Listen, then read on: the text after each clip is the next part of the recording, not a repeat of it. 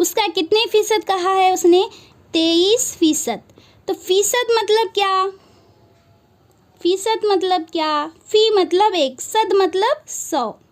ٹھیک ہے، یعنی 1/100. فیصد مینس 1/100. تو یہاں پہ فیصد کی علامت کو ہٹانے کے لیے اسے ہمیں 100 سے تقسیم کرنا ہوگا. کیا ہے اس کا ٹوٹل؟ 92. یہاں پہ 92 کہا ہے. اب یہاں پہ اپنے کو بیسک معلوم ہے، یہ 100 ہے نا، 23 کو تقسیم کر رہا ہے. ادھر آ کے کیا کرے گا؟ یہ ضرب دے گا. یہ x مساوی ہے 23 92 انٹو 100. یہاں پہ دیکھیے 23 کا پہاڑا پڑھ کے دیکھیے، نہیں آتا 23 کا پہاڑا، تو کیا کریں گے؟ اس کو ہم 4 سے ضرب دے کے دیکھنے. 4 تیا 12، 4 دونی 8 اور 1 9، بھیا 9 آ رہا. 23 ایک کم 23، 23 چوک بھیا 9. x مساوی ہے 4 ایک کم 4، 2 صفر کا صفر. x مساوی ہے کتنا آیا؟ 400 آیا. 400